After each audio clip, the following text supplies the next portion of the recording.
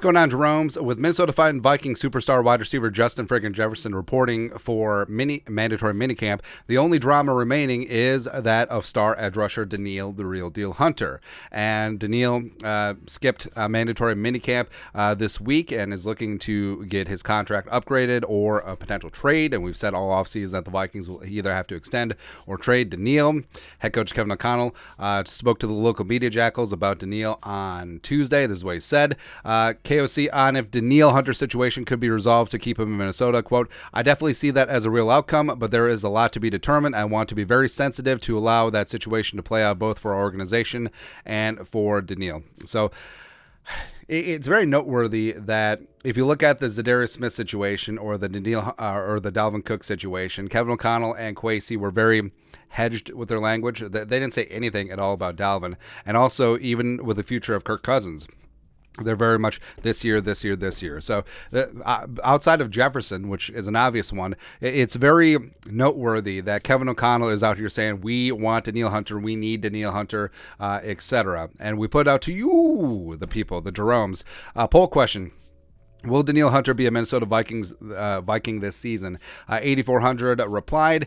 52% say nah, and 48% say yeah. And I do think it is pretty close because there is merit to both sides. Number one, I think that you could at least squeeze a first-round pick out of Danielle. I think that's the starting point, ideally a first and a third.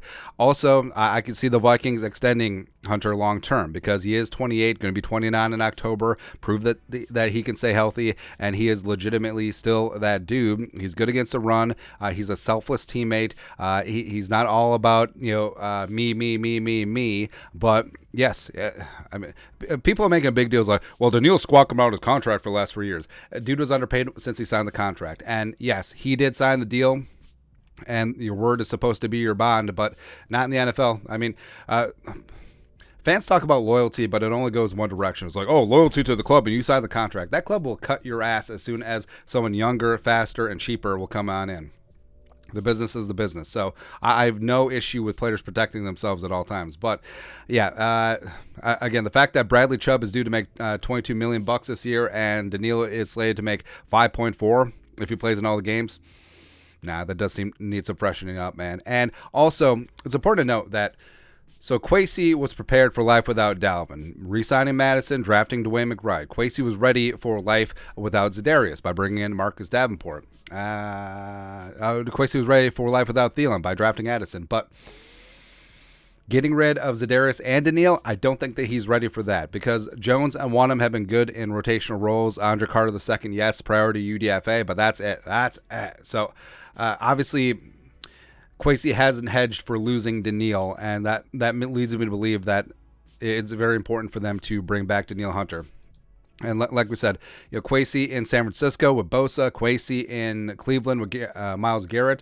He understands the importance of having a talismanic edge rusher, a guy that can be that face. And Danielle led the team in sacks last year, second in pressures, all while learning a new position and also dropping into coverage a handful of times, which is ridiculous. But I do trust Brian Flores in his multiple look scheme, disguises, and everything to play to Danielle's strengths as opposed to just trying to jam him into your scheme like Donatel last year with Danielle. So I think that it does make all the sense in the world for them to work things out, even if it is just, hey, we'll raise your pay to $18 million this year. It's not top end of the market, but it's certainly a lot better than 5.4, and we'll take care of you this year. And if you ball out, you'll hit free agency at 29 years old, and you'll get paid then, or we'll pay you in-house. One of the two things. I think that's the likely compromise at this stage.